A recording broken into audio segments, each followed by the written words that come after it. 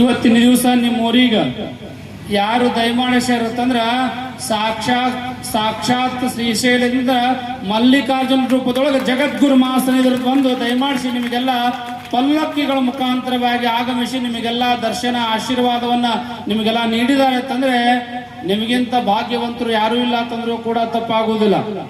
ನಿಜವಾಗಿ ಕೂಡ ಜಗದ್ಗುರು ಮಹಾಸನ್ನಿಧಿಯರು ಇವತ್ತಿನ ದಿವಸ ಬಹಳ ಸಂತೋಷದಿಂದ ಇವತ್ತಿನ ದಿವಸ ಈ ಊರಿಗೆ ಬಂದು ನಿಮಗೆಲ್ಲ ಆಶೀರ್ವಾದ ಮಾಡ್ಯಾರ. ಇವತ್ತಿನ ದಿವಸ ಜಗದ್ಗುರು ಮಹಾಸನ್ನಿಧಿಯರು ಸಿಗ್ಬೇಕಾದ್ರೆ ಬಹಳ ಕಷ್ಟ ಅದ. ಯಾಕಂತಂದ್ರ ನಾವು ಹೋದ ವರ್ಷ ಅವ್ರಿಗೆ ಹೇಳಿದೀವಿ, ಸುಮಾರು 8 ತಿಂಗಳಕ್ಕಿಂತ ಮುಂಚೆ ನಾವೆಲ್ಲ ಅವ್ರಿಗೆ ಆಮಂತ್ರಣ ಕೊಟ್ಟಿದ್ದೀವಿ.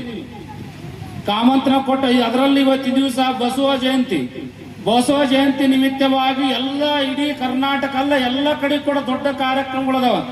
ಅಂತ ದೊಡ್ಡ ಕಾರ್ಯಕ್ರಮಗಳನ್ನ ಬದಿಗೊತ್ತಿ ಜಗದ್ಗುರು ಮಹಾಸನ್ನಿಧಿಯರು 100 ಕಾರ್ಯಕ್ರಮ ಬಂದು ಇವತ್ತಿನ ದಿವಸ. ಆದ್ರೆ ಜಗದ್ಗುರು ಮಹಾಸನ್ನಿಧಿಯರು ಮೊದಲು ನಮ್ಮ ಕರಜಗಿ ಅವ್ರಿಗೆ ಆಮಂತ್ರಣ ಕೊಟ್ಟಿರತ್ತಂದು ಎಲ್ಲಾ ಕಾರ್ಯಕ್ರಮ ಬದಿಗೊತ್ತಿ ಇವತ್ತು ಬಂದಾರತ್ತಂದ್ರ ನಮಗಿಂತ ಭಾಗ್ಯವಂತರು ಯಾರೂ ಇಲ್ಲ ಅಂತಂದ್ರೂ ಕೂಡ ತಪ್ಪಾಗುವುದಿಲ್ಲ. ನಿಜವಾಗಿ ಕೂಡ ನೀವೆಲ್ಲ ಮಾಡಿರುವಂತ ಭಕ್ತಿ ನಮಗೆಲ್ಲ ಬಹಳ ಸನ್ನಿಧಿಯರಿಗೆ ಬಹಳ ಸಂತೋಷ ಆಗಿದೆ. 11 ದಿವಸ ಪರ್ಯಂತರವಾಗಿ ನೀವೆಲ್ಲ ಪುರಾಣವನ್ನು ಹಚ್ಚಿರಿ, ಪುರಾಣದೊಳಗೆ ಪಾಲ್ಗೊಂಡ್ರಿ. ಬೆಳಗಿನ ಜಾವದೊಳಗೆ ನಿಮ್ಗೆಲ್ಲ ಉಡಿ ತುಂಬುವಂತ ಕಾರ್ಯಕ್ರಮದೊಳಗೆ ನೀವೆಲ್ಲ ಪಾಲ್ಗೊಂಡ್ರಿ. ಎಲ್ಲಾ ಪ್ರಸಾದ ಕೂಡ ಬಹಳ ಜನ ಸ್ವೀಕಾರ ಮಾಡಿರಿ. ಇನ್ನೂ ಕೂಡ ಪ್ರಸಾದವನ್ನು ಸ್ವೀಕಾರ ಮಾಡೋರದಾರ. ಈ ಪ್ರಸಾದ ಮಾಡಿ ಬಂದವರು ಇನ್ನೊಂದು ತಾಸೋಲಿ ಕಾರ್ಯಕ್ರಮ ಅಂತಾರವ್ರು. ಯಾಕಂದ್ರೆ ಪ್ರಸಾದ ಆಗ್ಯದ. ಈ ಪ್ರಸಾದ ಮಾಡ್ಲಾರ್ದವ್ರು ಯಾವಾಗ ಮುಗಿತದ, ಯಾವಾಗ ನಾವು ಪ್ರಸಾದ ಮಾಡೋಣ ಅಂತ ಕೂತೀರಿ. ಈಗ ನೇರವಾಗಿ ಜಗದ್ಗುರು ಮಹಾಸನ್ನಿಧಿಯರ ಆಶೀರ್ವಚನ ಜರುಗ್ತದ. ಟೈಮ್ ಬಹಳಷ್ಟು ಆಗ್ಯದ. ಯಾಕಂದ್ರೆ ನಮ್ಮ ಮಾತು ಕೊಡ್ತಾವೆಲ್ಲ ನಾನು ಮೊನ್ನೆ ಬಂದು ಅರ್ಧ ತಾಸು ಮಾತಾಡೀನಿ, ಮೊನ್ನೆ ಬಂದು 2-3-4 ದಿವಸ ಕೆಳಗಡೆ ಬಂದು 20 ನಿಮಿಷ ಮಾತಾಡೀನಿ. ನಮ್ಮ ಮಾತುಗಳು ಯಾವತ್ತೂ ಕೂಡ ಕೇಳ್ತೀರಿ.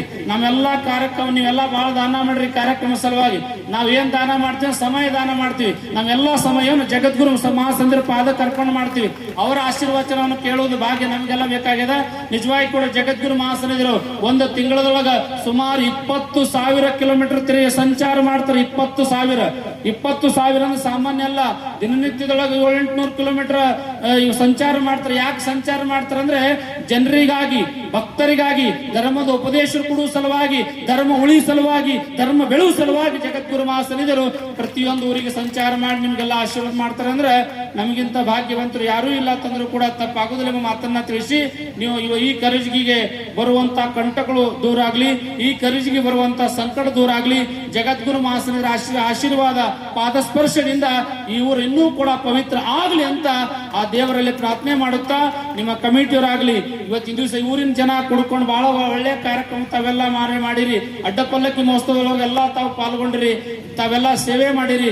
ಬಹಳ ಜನರಿಗೆ ಸನ್ಮಾನ ಮಾಡಬಹುದಿತ್ತು ಇನ್ನೂ ಕೂಡ. ಯಾಕಂದ್ರೆ ಎಲ್ಲರಿಗೂ ಕೂಡ ಸನ್ಮಾನ ಮಾಡಕ್ ಆಗಂಗಿಲ್ಲ. ಯಾರಿಗಾದ್ರೂ ಉಳಿದಿತ್ತಪ್ಪ ಅಂತಂದ್ರ ನೀವು ನೇರವಾಗಿ ಜಗದ್ಗುರು ಮಹಾಸನ್ನಿಧಿಯರು ಬಂದು ತಾವು ಸನ್ಮಾನವನ್ನ ಸ್ವೀಕರಿಸ್ರಿ ಎಂಬ ಮಾತನ್ನ ಈ ಸಂದರ್ಭದೊಳಗೆ ತಿಳಿಸಿ, ನಿಮಗೆಲ್ಲ ಬಹಳ ಜನ ಉಳಿದೋದ ಅಂತ ನೀವು ತಿಳ್ಕೊಂಡಿರ್ಬಹುದು. ಆದ್ರೆ ನಿಮಗೆ ಹರಿಲಾರ ಶಾಲ ಆಶೀರ್ವಾದವನ್ನ ಯಾರು ಮಾಡ್ತಾರಂದ್ರೆ ಜಗದ್ಗುರು ಮಹಾಸನ್ನಿಧಿಯರ ಆಶೀರ್ವಾದ ಮಾಡ್ತಾರೆ ಎಂಬ ಮಾತನ್ನ ತಿಳಿಸಿ, ವಿಶೇಷವಾಗಿ ನಮ್ಮ ನಿತಿನ್ ಗುತ್ತೇದಾರ್ ಕೂಡ, ನಮ್ಮ ಸಾಹೇಬರು ಕೂಡ ಬಂದಿದ್ದಾರೆ. ಇವತ್ತಿನ ದಿವಸ ಎಲ್ಲರೂ ಕೂಡ ಬಂದಿದ್ದಾರೆ. ತಮ್ಮೆಲ್ಲರಿಗೆ ಭಗವಂತ ಒಳ್ಳೇದು ಮಾಡಲಿ ಅಂತ ತಿಳಿಸಿ ನನ್ನ